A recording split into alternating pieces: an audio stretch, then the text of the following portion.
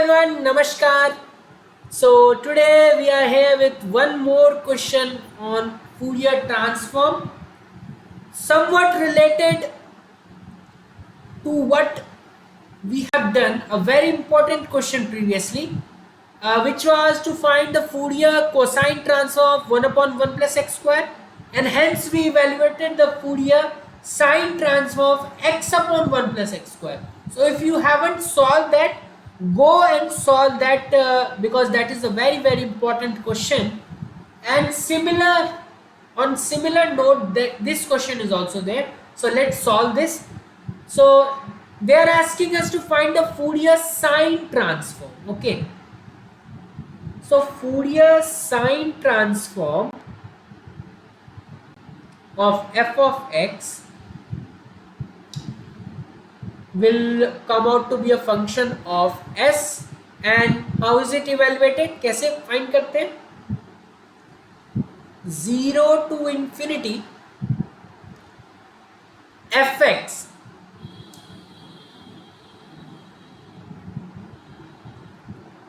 sine sx, because it is sine transform, so sine sx dx. So Fourier sine transform of s 0 to infinity. What is f of x? 1 upon x square plus a square sine sx. This integral is difficult to solve, so इसीलिए हम क्या करते हैं, we assume this as I and take this as equation number 1. Now differentiate this with respect to s. Now you will say you are differentiating an integral. Yes, because we know that this integral on solving will come out to be a function of s. So we can easily differentiate a function of s with respect to s. That's what I am doing. वही हम कर रहे हैं. तो ये solve करने के बाद indefinite solve करेंगे, indefinite की तरह solve करेंगे तो s और x का फंक्शन आएगा. फिर जब लिमिट पुट करेंगे तो x गायब हो जाएगा, तो बस ये s का फंक्शन बचेगा. तो उसको तो हम s के रिस्पेक्ट में डिफरेंशिएट कर ही सकते हैं. तो इस तरह के इंटीग्रल को कैसे करते हैं? x वाले टर्म्स को ऐसे ही रहने देते हैं, उसको टच नहीं करते हम लोग. बस हम लोग s वाले टर्म्स को टच करते हैं, s फॉर सिप. तो 1 upon x square plus a square. If you differentiate sine, you will get cos, and differentiation of sx is also there, which is x. Can you see? ये cancel हो गया. ठीक है. तो di by ds is coming out to be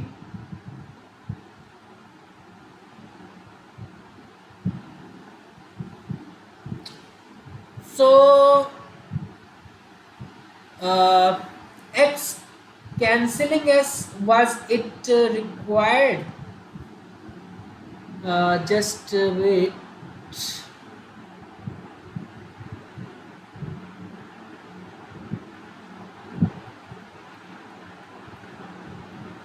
Now if I don't cancel this x,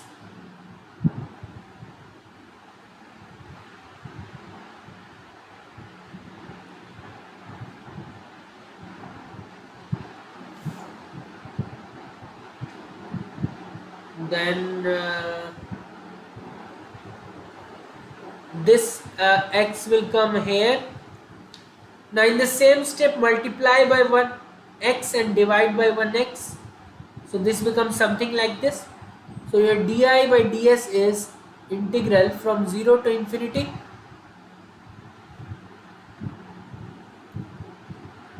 Now in numerator you have x square, so I can write that as x square plus a square minus a square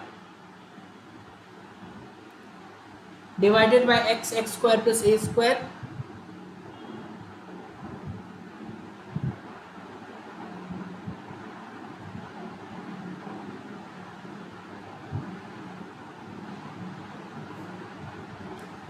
Let's separate this. So di by ds you are getting is 0 to infinity x square plus a square divided by x square plus a square is 1. So you will get sine sx divided by x minus, if you take a square out, so you'll get sine sx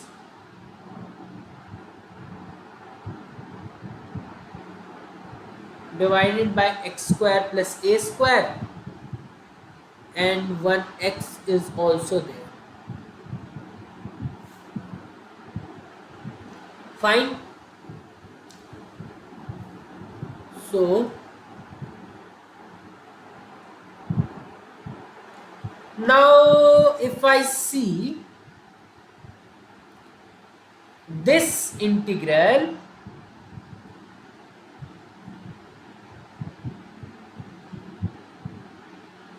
so can you say that this is I only, because I was sine sx divided by x square plus a square, and this is the same thing. So if that is the same thing, I can replace that by I. उसको I से replace तो कर ही सकते हैं. तो di by ds, also मैंने बताया था कि इसका जो इंटीग्रेशन होता है साइन एस बाई एस 0 से infinity, sine t by t 0 से इंफिनिटी हो, या फिर sine S x by x हो 0 टू इंफिनिटी, सभी का वैल्यू पाई बाई 2 होता है. डेरिवेशन अगर चाहिए तो आप description. Sine s by s sine t by t का तो हम कर चुके हैं, साइन टी बाई टी का तो हमने लेप्लास से ही किया था. साइन एस बाई एस का भी अगर नहीं किया होगा तो कर लेंगे, और sine S x by x का भी अलग से कर सकते हैं. ठीक है, तो ये पाई बाई 2 आता है. ठीक है, और इधर माइनस ए स्क्वायर, ये आई आ जाएगा पूरा. ठीक है, तो ये आ गया आई हमारे पास.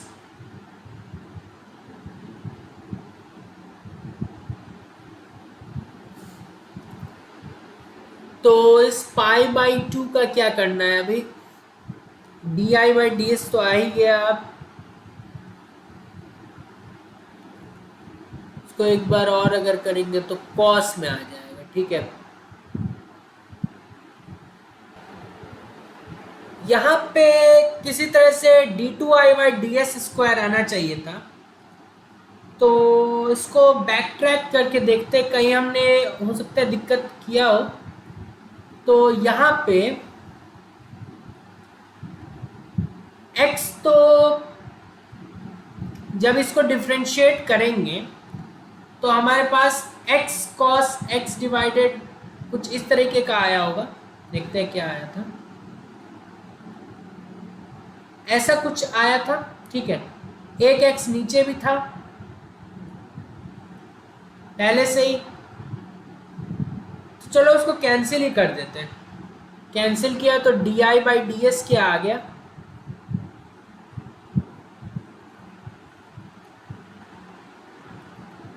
जीरो से इंफिनिटी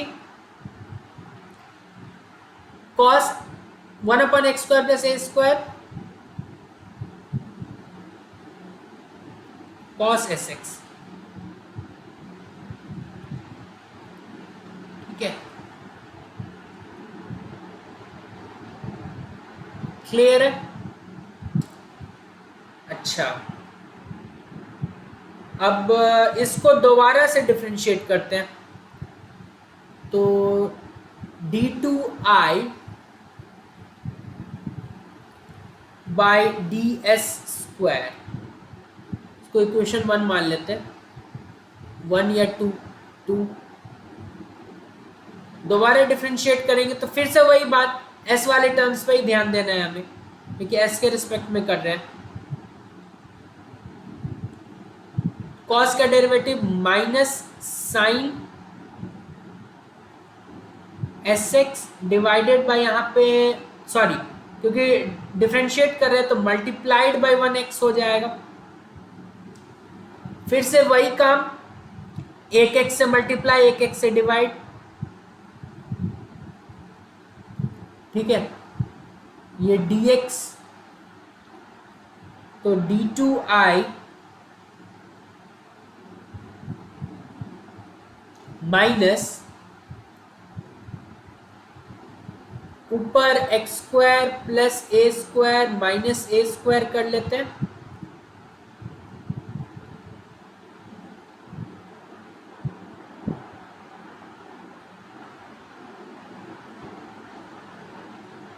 सेपरेट कर लेते हैं,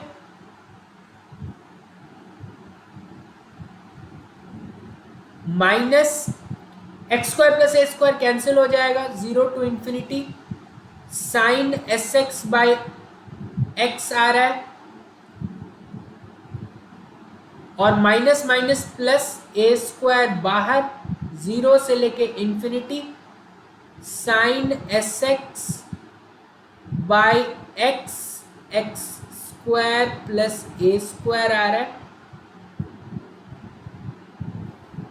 अब ध्यान से देखिए, तो ये इंटीग्रल का वैल्यू हमें पता होता है, साइन एस बाई एस मैंने बताया ही था कि sine S x by x, आप इसका प्रूव भी कर सकते हैं, sine S x by x from 0 to infinity, this is pi by 2, तो इसके जगह पे पाई बाई 2 डाल दें, तो d2i by D s square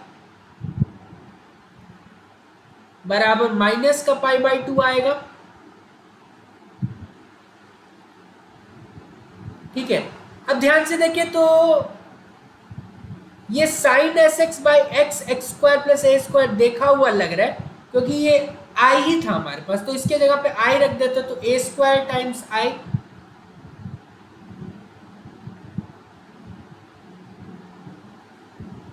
ठीक है, तो अब इसको इधर ले जाते हैं, तो d2i by D s square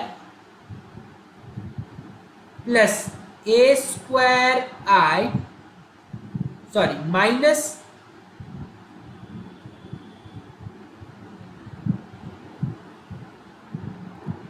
equals to pi by 2, इतना हमने कर लिया, ये माइनस हो जाएगा। ठीक है, अब ध्यान से देखिए, तो ये फिर से linear differential equation with constant coefficient आ गया। ठीक है, तो इसको सॉल्व करना आता है हमें, इसको ठीक से लिख लेते हैं, तो d square minus A square i equals to minus pi by 2। सबसे पहले तो ऑक्सिलरी इक्वेशन निकाल लेते हैं, d के जगह m इक्वल टू 0,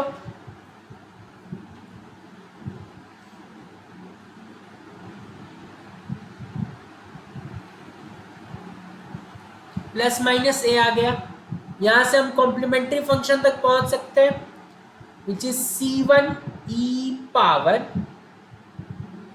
ठीक है, m1 विच इज a, जहां जहां पे y हुआ करता था वहां यहाँ पे इस क्वेश्चन में i है और x के जगह s है, तो c1 e power m1 x होगा करता था, तो यहाँ s हो जाएगा, plus c2 e power m2 s।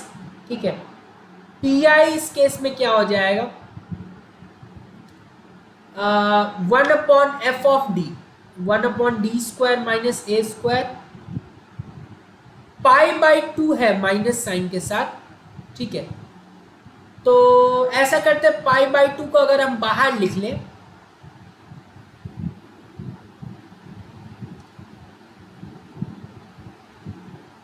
तो यहां हमारे पास 1 बच जाएगा, उस 1 को क्या हम e पावर 0s लिख सकते हैं,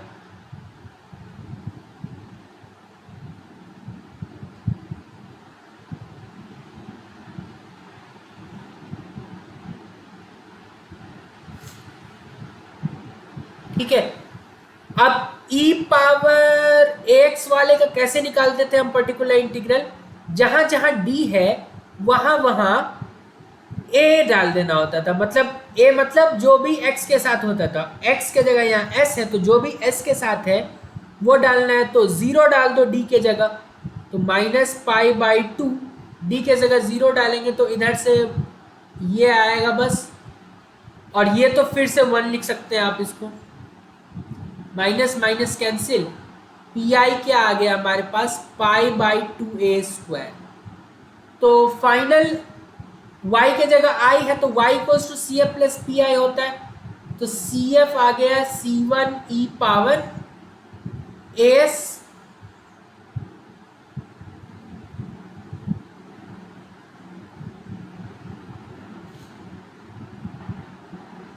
ठीक है, और पी आई है पाई बाई 2a²। ठीक है, यहां y नहीं i है,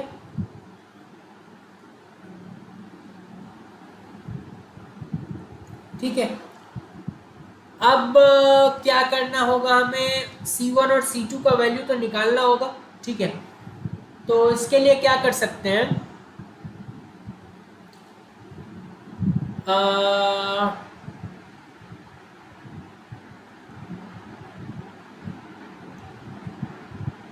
I का वैल्यू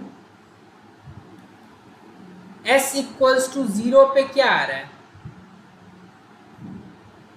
जब S 0 है तो I का वैल्यू आ रहा है हमारे पास C1 plus C2 plus pi by 2a²।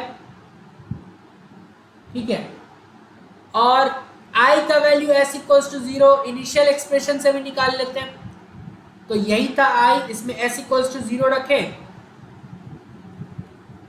तो पूरा एक्सप्रेशन ही 0 आ जाएगा। ठीक है,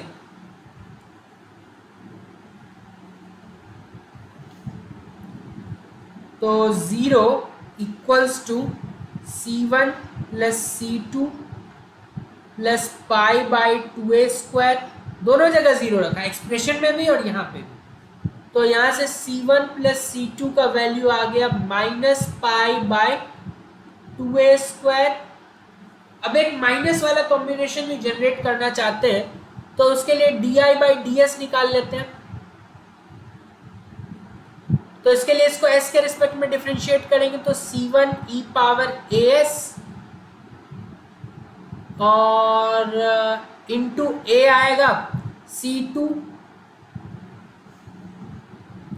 e power minus as into minus a आएगा, और पाई बाई 2a² का तो 0 हो जाएगा, तो D I by D S क्या आ जाएगा हमारे पास, a कॉमन ले लें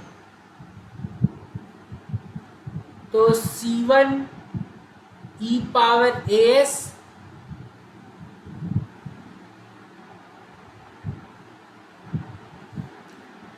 तो अगर s इक्वल्स टू 0 रखें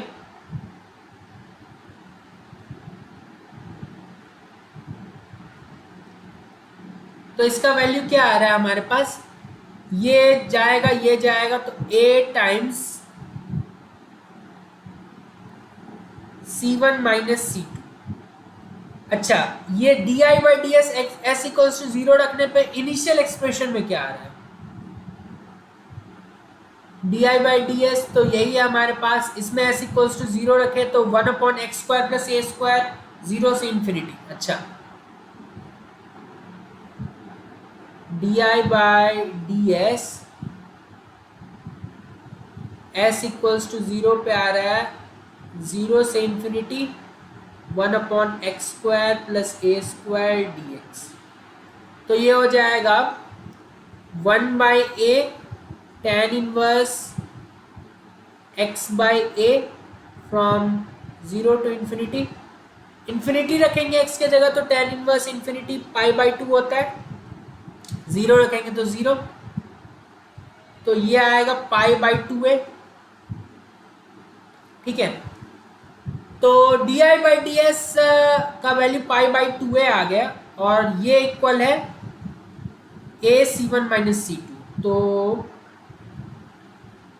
पाई बाई 2a² बराबर C1 माइनस C2 लिख सकते हैं, वो a को भी इधर ले आए।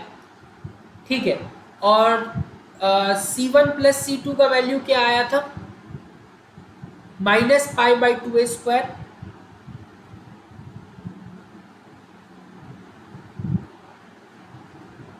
दोनों को ऐड कर दें तो ये जाएगा 2 टाइम्स C1 बराबर 0, दैट मीन्स C1 बराबर 0, ठीक है। और C2 के लिए C1 0 है तो C2 डायरेक्टली हमारे पास -π/2a² आ जाएगा, ठीक है, क्योंकि C1 प्लस C2 हमारे पास ये आ रहा है π/-2a², ठीक है। तो ये C2 आ गया हमारे पास, ये C1 आ गया, तो अब I तो निकाल सकते हैं। I है C1 e पावर as, तो C1 तो 0 है, C2 e power -as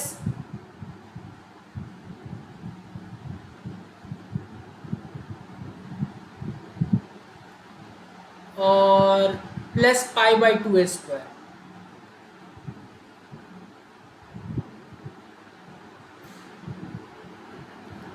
I का वैल्यू π/2a² कॉमन ले लें,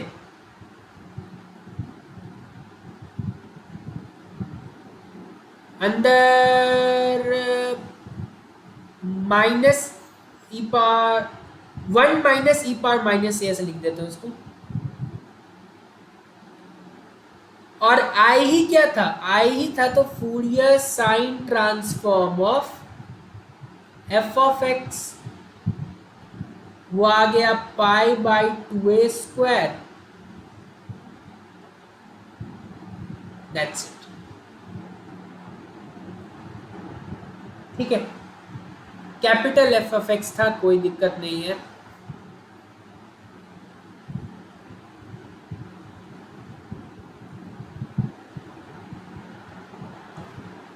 तो अगेन इसमें कुछ स्टेप्स होते हैं जो आपको करने होते हैं।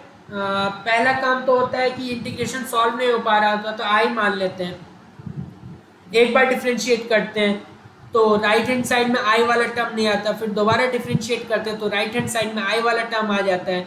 जैसे ये ऑर्डिनरी डिफरेंशियल इक्वेशन में, लीनियर डिफरेंशियल इक्वेशन में कांस्टेंट कोफिशिएंट में चेंज हो जाता है, वहां से आई का वैल्यू निकल जाता है हमारा।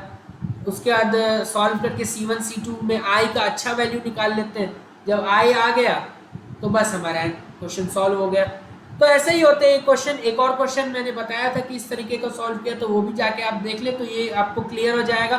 बहुत बहुत धन्यवाद आपका, चैनल को सब्सक्राइब कर ले, बहुत बहुत धन्यवाद।